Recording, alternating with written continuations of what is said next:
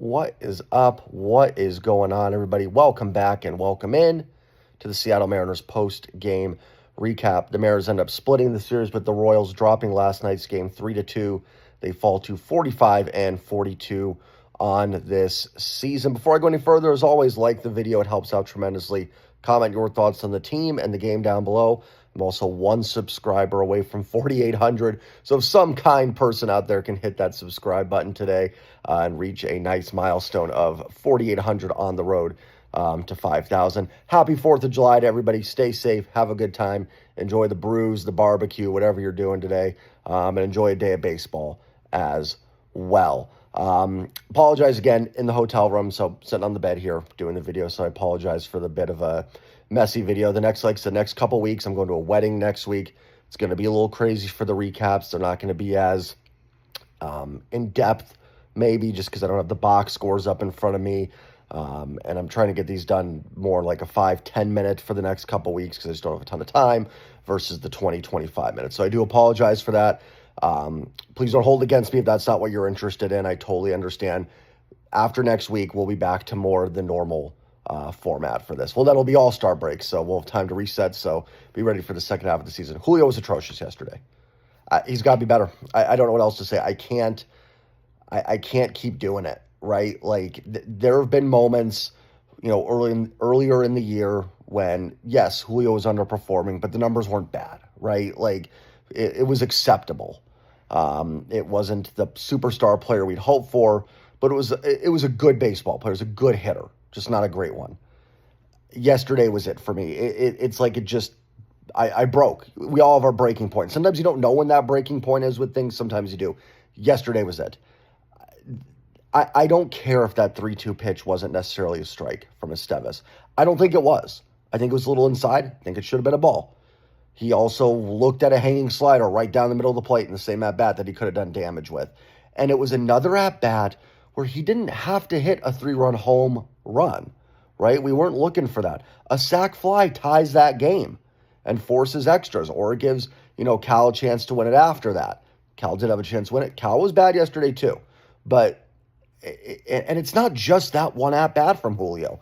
It was every at-bat, right? He did have a walk. It's in the 7th inning, he's up as the tying run. Doesn't get anything done. It's the whole season. WRC Plus is now, I think, like right at 100. He cannot be just a league average hitter. He can't be. It cannot happen. It's not acceptable. And I rarely say that, but because I think it's kind of an empty thing to say, like, oh, that's not acceptable. Well, I don't have any control over it, but it's not. He has to be better. Yes, Lucas Erceg is really good. Seth Lugo's good. Carlos Estevez is really good. Face good pitchers. Guess what you're going to face in the playoffs? And I do think the Mariners will be in the playoffs. I do. I think they're going to make it. Guess who you're going to face? Right now, you'd be facing the Astros, I believe. I believe so, if the playoffs began today. You're going to face Hunter Brown and Framber Valdez. You're going to face Brian Abreu, who, funny enough, Julio's actually been pretty good against this year. And you're going to face Josh Hader. That's who you're going to face. So if you want this team to get to the promised land, or you want to be that team that can get, I feel like I have 3 chins when I do these videos on my phone, get this team to the promised land, those are the pitchers you've got to hit and find a way. And again, not asking for a 110 exit velo double into the gap. A solid little base hit the other way. A sac fly. Even a routine ground ball there probably ties this ball game up. It just cannot happen constantly. And I've been a believer in the Julio hot streak, right? We've seen it kind of every year. The Julio hot streak is coming. I don't see it. I don't see the signs of it. He has struck out less this year, but this is a perfect example of why I don't go over the top with, oh my gosh, this team is striking out so much, right? Because outs are outs, and Julio's making a lot of outs. Congrats, he's not striking out as much. I'd rather have more strikeouts if it meant more slugging. I would trade it. Because I could handle it. I could handle a couple strikeouts, and that's what happens. Cal strikes out sometimes, right? Like, Cal's not the best at always making contact, but he makes up for it. Listen, is yesterday's game solely on Julio? No game is ever on one person.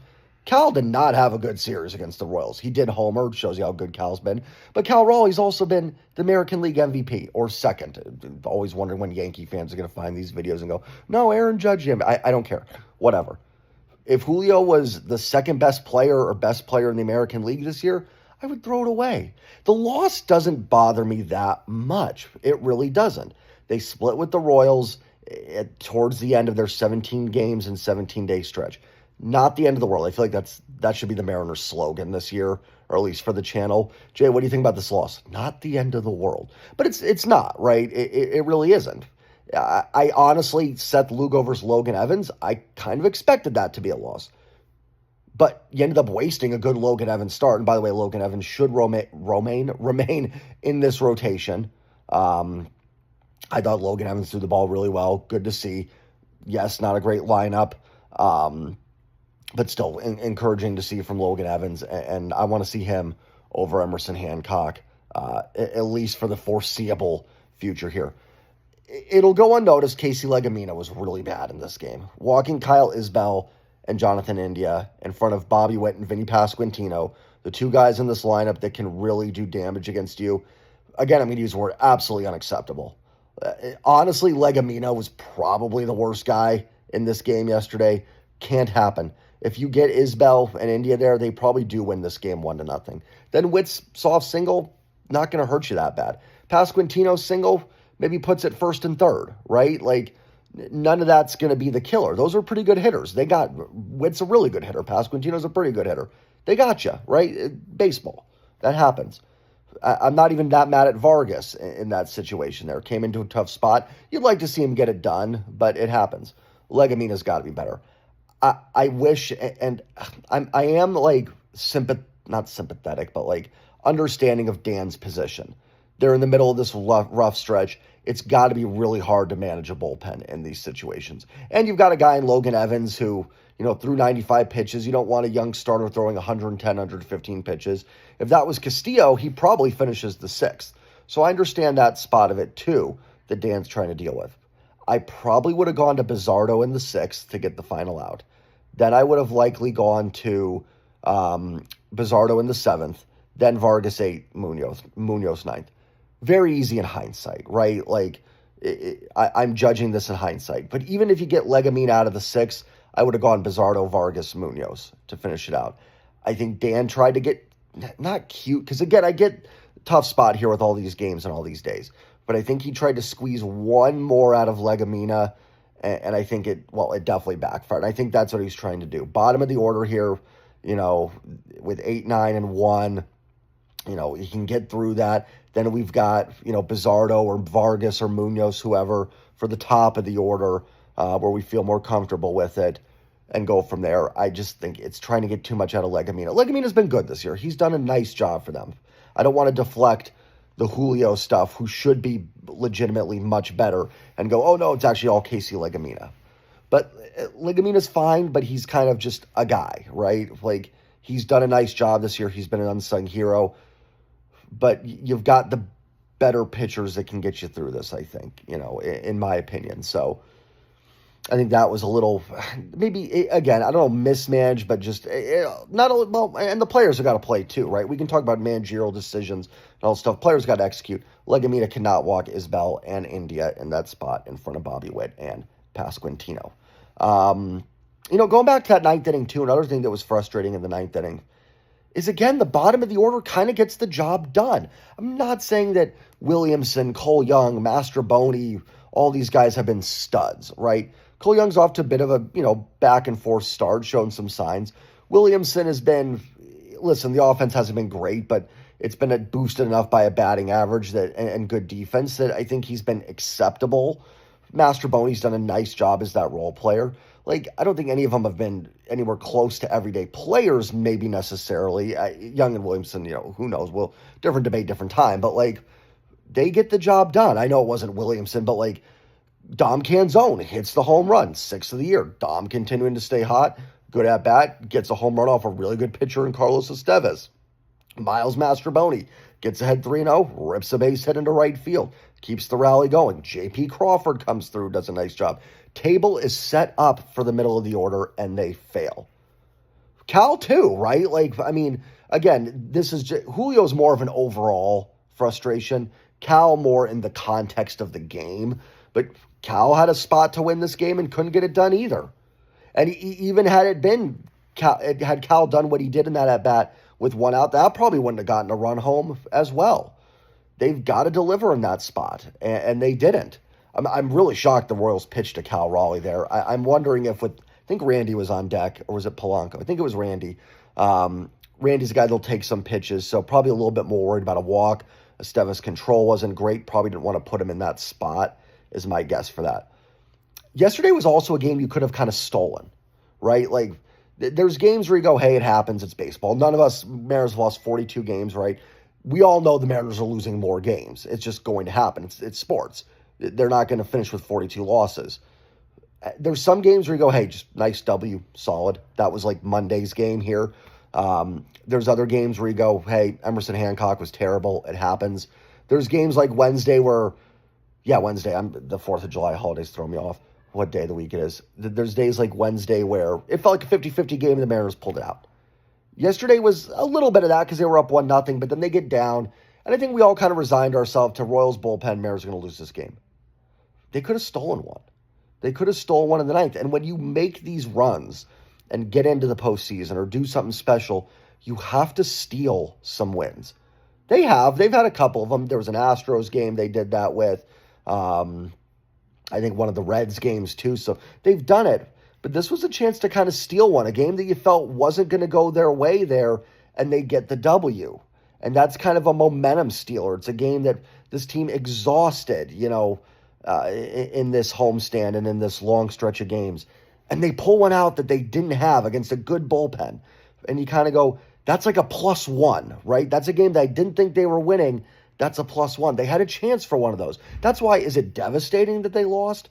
No, not necessarily, but it was a chance to get one. It was a chance to kind of steal one. And one that another game that you'd look back at the end of the year. We talk about some of these games, this is the last time I'm going to get out of here, that we go, oh man, like that's why they didn't get in, right? They lost that game. This could have been one where we go, wow, how did the Mariners get in the playoffs? Because they won that game. That's one that they kind of stole a little bit and couldn't get it done. You got to get those sometimes. Julio needs that big game today. I'm sorry. Like, it's probably no coach should ever do this to a player, but I'm not a coach, so it doesn't matter.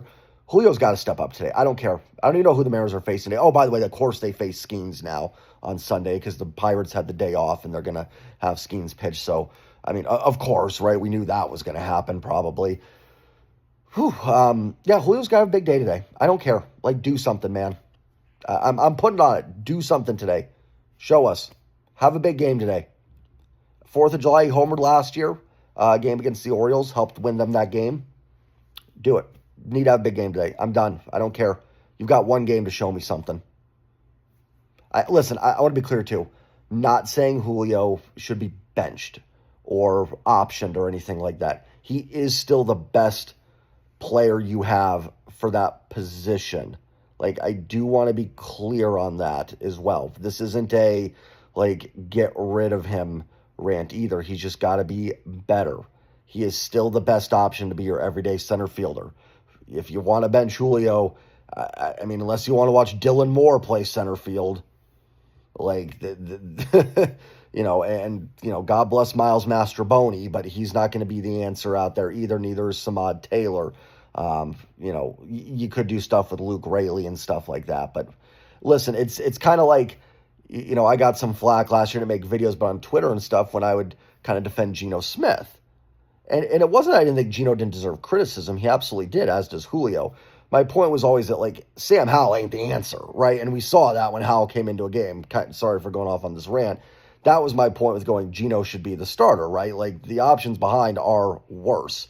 A little bit different scenario there because Howell was young enough that maybe you take a look. But, nobody here, there's no prospect coming up right now that's ready. Julio is your best bet, but he's got to be better. He has to step up and be better. Maybe move him down in the order a little bit. Let Randy hit second.